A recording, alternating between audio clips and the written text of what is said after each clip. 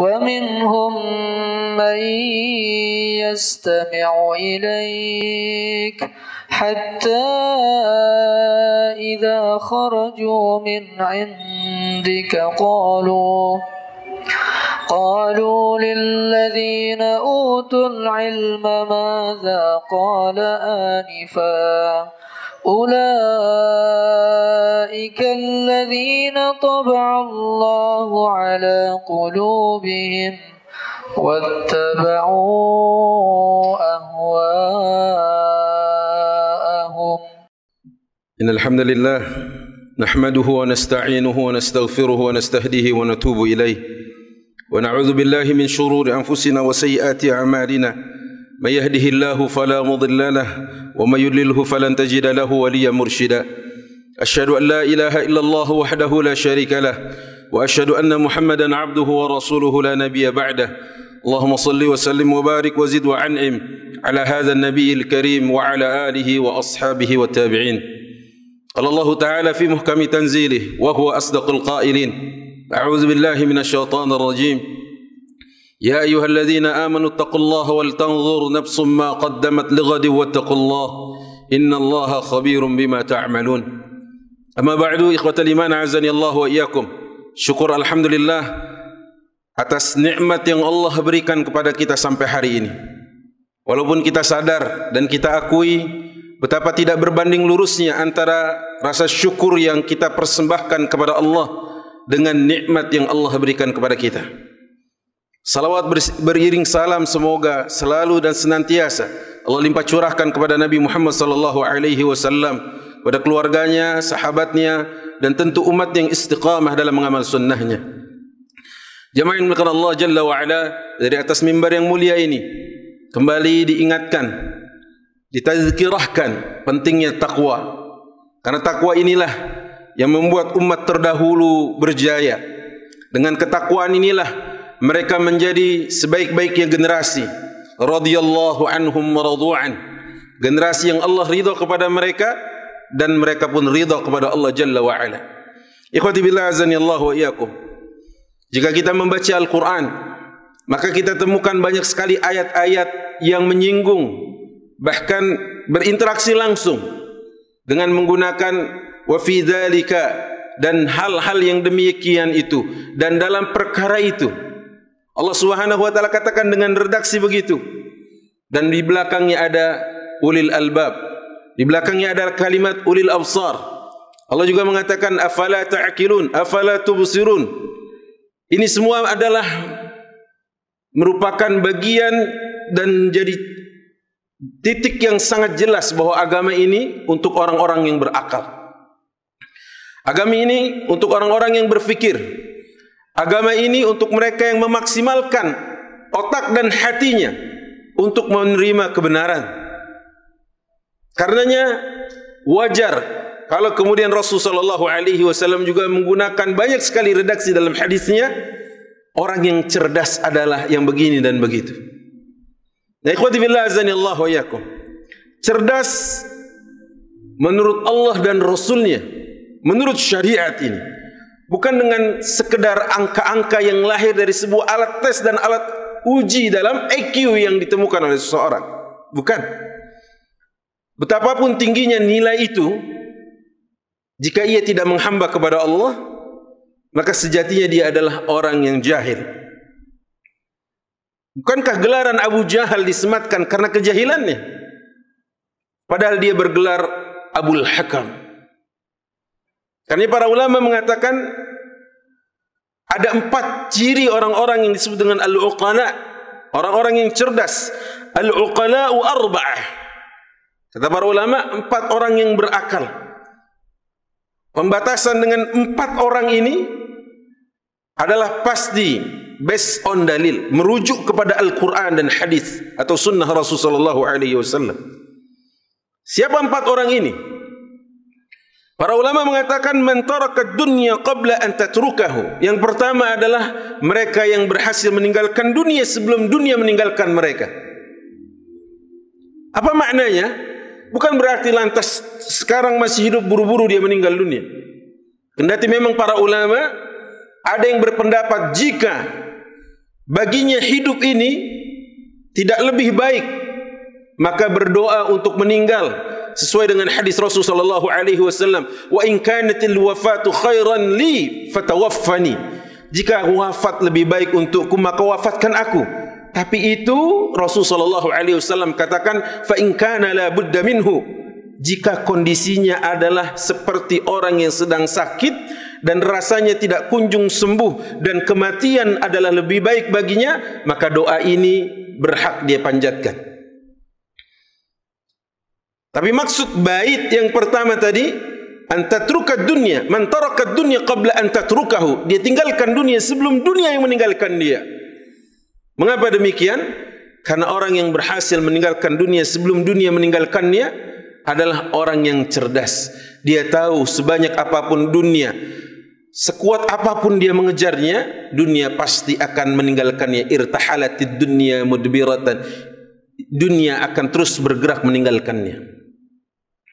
Sebanyak apapun dia mendulang dan sebanyak apapun dia bersungguh-sungguh, kalau tidak beramal dengan apa yang telah dia kumpulkan itu, maka dunia yang telah dikumpulkannya akan meninggalkannya. Rasul sallallahu alaihi wasallam memberikan gambaran fi ma rawahu Muslim, seperti yang dikatakan Imam Muslim dalam sahihnya, mad dunya lil akhirati illa ka ahadikum yaj'alu usbu'ahu fil yammi falyanzur bima tarji'. Tidaklah dunia jika dibandingkan dengan akhirat sama seperti laksana seorang dari kalian mencelupkan jemarinya ke dalam lautan, maka lihatlah berapa yang dibawa oleh jari tersebut. Yang pertama adalah dia berhasil meninggalkan dunia sebelum dunia meninggalkannya. Ini ciri orang cerdas. Artinya dia tidak menjadi budak dunia, seperti yang Rasulullah SAW katakan, ta'isa abdud dinar, ta'isa abdud dirham, ta'isa abdul khamisah. Rugi dan celaka, kata Rasulullah SAW. Hamba dinar, hamba dirham, hamba fashion, hamba furniture. Kenapa? Karena semua itu hanya tafakhurun bainakum wa takasurun fil amwali wal aulad, hanya untuk berbangga-banggaan di antara kalian. Kemudian yang kedua kata para ulama adalah man bana qabrahu qabla an yadkhulaha, siapa yang berhasil membangun kuburnya, menyiapkan kuburnya sebelum ia memasukinya. Apa maksudnya? Utsman bin Affan radhiyallahu anhu ardah mengatakan, aku tidak mengkhawatirkan kehidupan akhirat, yang aku khawatir adalah bagaimana keselamatanku di alam barzakh. Mengapa demikian? Fa innaha awal manazilil akhirah, karena sesungguhnya alam barzakh adalah shelter pertama menuju alam akhirat. Jika di sini ringan, jika di sini lolos, jika di sini berhasil, jika di sini melenggang, insyaallah di sana lebih akan mendapatkan kemudahan. Tapi jika di sini tersendat, jika di sini gagal, jika di sini terhenti, jika di sini penuh siksaan, maka di sana ma huwa asyaddu min dzalik, lebih berat akan menanti. Utsman bin Affan yang bergelar Dzun Nurain mengatakan yang dikhawatirkan oleh beliau adalah awal manazilil akhirah, shelter pertama dari kehidupan akhirat yang panjang itu, yaitu alam barzakh. Yang berhasil membangunnya sebelum ia memasukinya adalah orang-orang yang menyiapkan bekalan, orang-orang yang menyiapkan amalan. Itulah Rasulullah mengatakan, al-kayyis man dana nafsahu wa amila lima ba'dal maut. Orang yang cerdas adalah orang yang selalu mengintrospeksi dirinya dan dia menyiapkan perbekalan setelah kematiannya nanti. Artinya perbekalan untuk sesuatu yang dia akan bawa setelah kematiannya. Ikhwati fillah azanillahu yakum. Orang cerdas yang kedua, man bana qabrahu qabla an yadkhulaha. Yang ketiga kata para ulama, man irtadha man ardha khaliqahu, barang siapa yang mampu membuat ridha penciptanya, qabla an yalqahu, sebelum ia menjumpainya, sebelum ia bertemu dengannya, membuat Allah ridha sebelum kita berjumpa dengan Allah Subhanahu wa taala. Bukankah kita nanti akan bertemu dengan Allah Subhanahu wa taala? Wa laisa bainana turjuman, antara kita dengan Allah tidak ada pihak ketiga, tidak ada interpreter, tidak ada translator, tidak ada penerjemah. Maka saat itu Allah langsung bertanya kepada kita, qala kam labistum fil ardi adada sinin, berapa lama kalian tinggal di muka bumi ini? Labisna yawman aw ba'da yawmin fas'alil 'adin. Kita menjawab pertanyaan Allah rasanya sehari atau setengah hari saja. Dalam waktu sehari atau setengah hari ini, buat Allah Khaliqmu ridha kepadamu qabla an yalqah, sebelum kita berjumpa dengannya. Bagaimana membuat Allah ridha? Bimtithalil awamir wajtinabin nawahi, mengerjakan semua perkara yang Allah perintahkan pasti mengundang keridhaan, dan menjauhi segala apa yang Allah larang pasti berbuah keridhaan. Man arda khaliqahu qabla an yalqahu, orang yang mampu membuat Rabbnya, Khaliqnya ridha kepadanya sebelum ia berjumpa dengannya. Dan Allah nanti akan memberi salam keridhaan kepada orang itu. Salamun qawlan min Rabbir Rahim. Allah akan memberikan salam kepada mereka yang Allah ridha berjumpa dengannya. Tapi buat orang-orang yang Allah tidak ridha berjumpa dengannya, kalla innahum 'an rabbihim yawma idzil lamahjubun. Semua mereka akan terhijab dengan Allah Subhanahu wa taala. Terhijab, tidak bisa berjumpa dengan Allah. Terhijab, tidak bisa berkomunikasi. La yukallimuhumullah wa la yanzuru ilaihim wa la yuzakkihim wa lahum azabun alim. Allah malas menoleh, Allah enggak ajak bicara, Allah enggak akan mensucikan dirinya. Ikhwati fillah, jadilah orang yang cerdas dengan membuat ridha Allah sebelum kita berjumpa dengannya. Dan yang terakhir, man shalla qabla an yusalli alaihi. Orang cerdas itu adalah orang yang mampu menjaga salatnya sebelum ia disolatkan kelak. Mudah-mudahan Allah takdirkan kita menjadi orang yang cerdas. Seperti yang dikatakan oleh para ulama, 4 hal ini, dan salat umumnya adalah perkara yang dianggap enteng oleh umat ini. Sampai Allah mengatakan, فَخَلَفَ مِنْ بَعْدِهِمْ خَلْفٌ أَضَاعُوا الصَّلَاةَ وَاتَّبَعُوا الشَّهَوَاتِ فَسَوْفَ يَلْقَوْنَ غَيًّا. Maka mereka meninggalkan, mewariskan generasi yang lemah. Generasi yang lemah ini adalah yang senantiasa melalaikan salat, memperturutkan syahwat. Fasawfa yalqawna ghayya. Jadilah mereka generasi tersesat. Mudah-mudahan Allah jaga kita, Allah jaga generasi kita, Allah kategorikan kita sebagai al-uqala al-arba'ah. Barakallahu li wa lakum bima fihi min al-ayati wa dzikril hakim.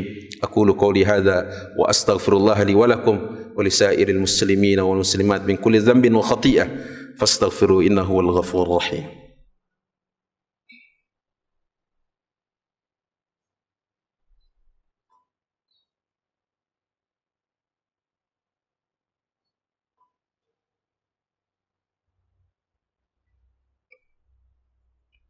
Alhamdulillahi rabbil alamin. Wassalatu wassalamu ala nabiyina al-mursalin, nabiyina Muhammadin wa ala alihi wa sahbihi ajma'in. Amma ba'd. Ikhwatul iman, a'azzani Allah wa iyyakum. Maka selalu kalau kita membuka definisi kecerdasan, pasti bukan cuma sekedar angka-angka. Bukan. Orang yang cerdas bukan mereka yang cuma sekedar IQ-nya tinggi, menumpukan segala macam temuan, membuat riset-riset yang baru. Itu tidak dinafikan. Tapi orang yang cerdas yang hakiki adalah yang tahu siapa Rabbnya dan dia memberikan hak-hak Rabbnya. Orang yang cerdas adalah yang tahu siapa dirinya, kemudian bagaimana dia bisa berinteraksi dengan dirinya agar mendapatkan keridhaan Rabbnya. Orang yang cerdas adalah orang yang tahu bahwa sesungguhnya tempat kembalinya adalah akhirat.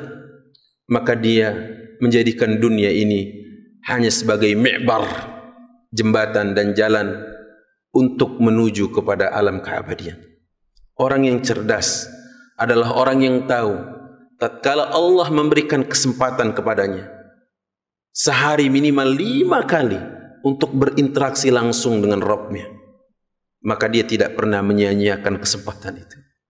Bukankah jika di antara kita ada yang diberi kesempatan untuk bisa berbincang dengan tokoh di dunia ini yang dikaguminya, pasti dia ingin berlama-lama.